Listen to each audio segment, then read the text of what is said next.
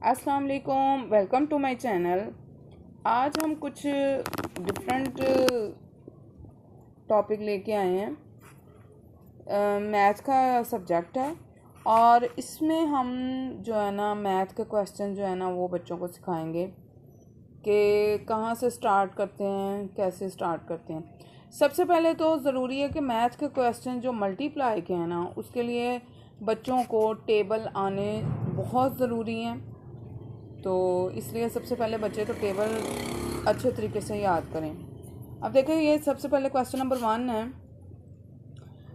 6 × 7। ये 1 डिजिट के हैं। जब हमने फर्स्ट टाइम बच्चों को सिखाने हैं तो सबसे पहले हमने शॉर्ट क्वेश्चन जो है ना वो सिखाने हैं, जिसमें ये देखें जी, आपको 6 का टेबल आना चाहिए।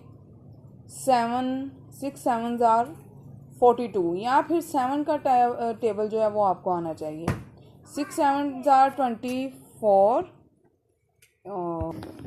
Sorry 6 7 are 42।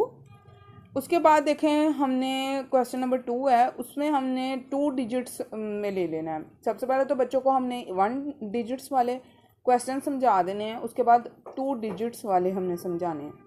अब देखें, 7 का टेबल जो है सबसे पहले हम 3 तक पढ़ेंगे।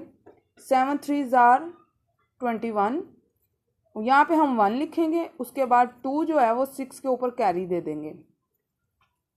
7 6 आर 42, 42 प्लस 2 जो ये 2 हमने ऊपर कैरी दिया था वो हमने 42 में जब प्लस करना है तो 44 आ जाएगा। उसके बाद हम 3 डिजिट्स पे आ जाएंगे। जब बच्चों को अच्छे तरीके से 2 डिजिट्स की समझ आ जाएगी, उसके बाद हम 3 डिजिट्स वाले क्वेश्चन को की तरफ आएंगे।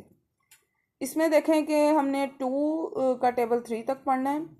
2 3 आर 6, 2 4 आर 8, 2 6 आर 12। तो ये देखिए कितनी आसानी से हमारा क्वेश्चन जो है वो सॉल्व हो गया, उसका आंसर भी सही आ गया। सबसे मेन पॉइंट है कि बच्चों को मल्टीप्लाई के क्वेश्चन के लिए टेबल आने ज़रूरी हैं। पहले हम 1 से स्टार्ट करेंगे, 1 डिजिट से। जब ये बच्चे को अच्छे तरीके से समझ आ जाएगी, फिर 2 डिजिट्स, फिर 3 डिजिट्स वाले, ठीक है। और काइंडली आप मेरे जो चैनल को सब्सक्राइब भी कर दीजिएगा। अल्लाह हाफिज़।